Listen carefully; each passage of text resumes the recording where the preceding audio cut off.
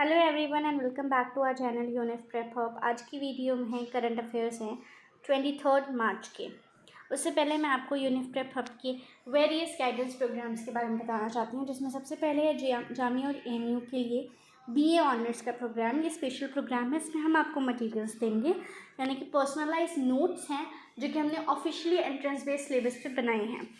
इसके लिए आपको पे करना होगा ओनली ₹399। आप इस नंबर पर व्हाट्सएप कर सकते हैं या तो आप इस स्कैनर से पे करके हमें स्क्रीनशॉट डायरेक्टली भेज सकते हैं। इसके अलावा जो हमारे गाइडेंस प्रोग्राम्स हैं वो यूनिवर्सिटी बेस पे भी हैं, सभी कोर्सेज के लिए स्कूल पे भी हैं, और साथ ही वो बीएड एंड बीएससी के लिए भी अवेलेबल हैं। इसके अलावा हमने एक लास्ट मिनट स्टडी मटेरियल भी बनाया है, जिसमें आपको मिलेगा current affairs, general studies, static GK for ₹399 only.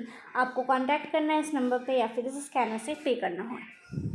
अब चलते हैं आज के करंट अफेयर्स पे। First is Sathiyan Gnanasekaran clinches men's single title at World Table Tennis FIDE Beirut tournament in Lebanon. तो ये शख्स हैं साथियान गनानासेकरन। इन्होंने मेंस सिंगल टाइटल जीता है टेबल टेनिस के टूर्नामेंट में, जो कि लेबनान में हुआ था, अभी ख़त्म हुआ है। In table tennis India Sathiyan Gnanasekaran has clinched the men's single title at WTT FIDE Beirut tournament in Lebanon. World number 103 defeated compatriot and world number 74 Manav Vikas Thakkar. Moving on to the next. इस पहली वाली news में सिर्फ आपको इतना ही याद रखना है कि किसने जीता है और कौन सा टाइटल जीता है, men's single title. Next is Simon Harris set to be Ireland's youngest PM. इससे पहले हमने फ्रांस के यंगेस्ट पीएम के बारे में सुना था, अभी यंगेस्ट पीएम बन रहे हैं आयरलैंड के Simon Harris, set to become Ireland's youngest ever. इनके प्राइम मिनिस्टर को कहते हैं इनकी लैंग्वेज में टाउसेच, आई होप मैं इसको सही बोल रही हूँ, टाउसेच। 37-year-old beats the previous record holder predecessor Leo Varadkar, who was 38 when he took the top job in 2017.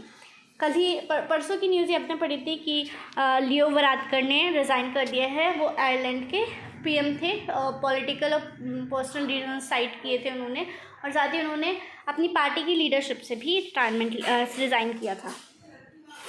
तो जब उन्होंने 2017 में ज्वाइन किया तब वो 38 ईयर्स के थे, और तब वो यंगेस्ट पीएम थे। अब उनका रिकॉर्ड तोड़ दिया साइमन हैरिस ने, 37 ईयर्स ओल्ड हैं जब वो ज्वाइन कर रहे हैं।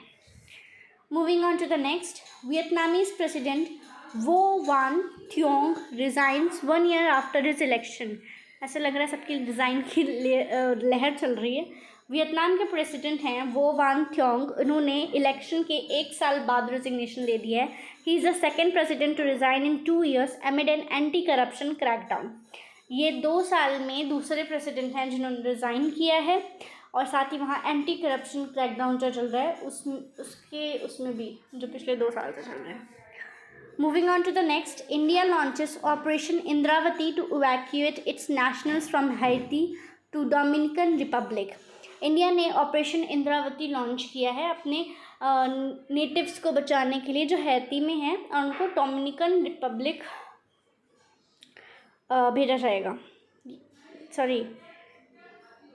From Haiti to Dominican Republic. Haiti, situated in the Caribbean, has plunged into chaos with armed gangs seizing control of the streets, resulting in the virtual disappearance of the government. Under the ongoing operation, 12 Indian nationals were safely evacuated. Haiti में जो कि Caribbean में situated है, वहाँ पे बहुत ही chaos हो चुका है। जैसे कि आपने वायरल वीडियोस में देखा ही होगा कि आर्म्ड गैंग्स हैं स्ट्रीट्स पे, जैसे कि कुवैत पे कब्ज़ा किया था इसराइल ने, वैसे ही टाइप का कुछ है कि पूरी स्ट्रीट सीज करके रखी है और एकदम से गवर्नमेंट डिसअपीयर हो चुकी है। तो इसलिए इंडिया ने ये ऑपरेशन लॉन्च किया है, और इसमें 12 इंडियन नेशनल्स को सेफली इवैक्यूएट भी कर लिया गया है। Next is DGCA fines Air India 80 lakh for safety violations. DGCA, Director General of, मैं इसका सी का फुल फॉर्म बोल रही हूँ, अगर आपको याद आ रहा हो तो director general of civil aviation, हाँ सिविल एविएशन यहाँ पे लिखा भी है, फिर भी मैं भूल रही हूँ। Director general of civil aviation ने एयर इंडिया पे 80 लाख रुपीस का फाइन किया है, क्योंकि उन्होंने रूल्स वायलेट किए थे पायलट ड्यूटी के तहत। वो प्लेन जो था वो बिना सिग्नल के पायलट ने उड़ा दिया था, मतलब they took it off. Moving on to the next, Prime Minister Narendra Modi conferred with the Order of the Druk Gyalpo. Prime Minister Shri Narendra Modi was conferred the Order of the Druk Gyalpo, Bhutan highest civilian decoration. ये भूटान का highest civilian है और प्रधानमंत्री मोदी को ये दिया गया है। By his majesty the king of Bhutan in a public ceremony at Tendrel Thang Thimphu में सेरेमनी हुई थी और ये भूटान के किंग के द्वारा प्रेजेंट किया गया एक पब्लिक सेरेमनी में।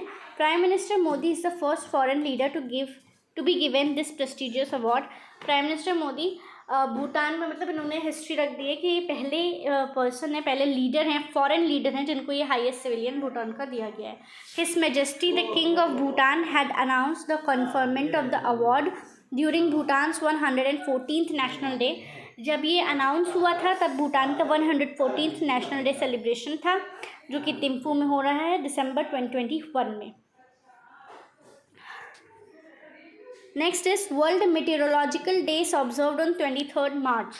Every 23rd March, the World Meteorological Organization commemorates the coming into force of the convention establishing the World Meteorological Organization on 23rd March 1950. The theme for World Meteorological Day 2024 is at the front line of climate action. World meteorological day मनाया जाता है आज के दिन, यानी कि 23 मार्च को। ये ऑर्गेनाइजेशन जो है WMO, ये अपने आप को फोर्स में लेके फोर्स में आई थी, उस दिन का सेलिब्रेशन है ये। और इसके इस बार का थीम था at the front line of climate action. आज की वीडियो में इतना ही। I hope you like it. Thank you.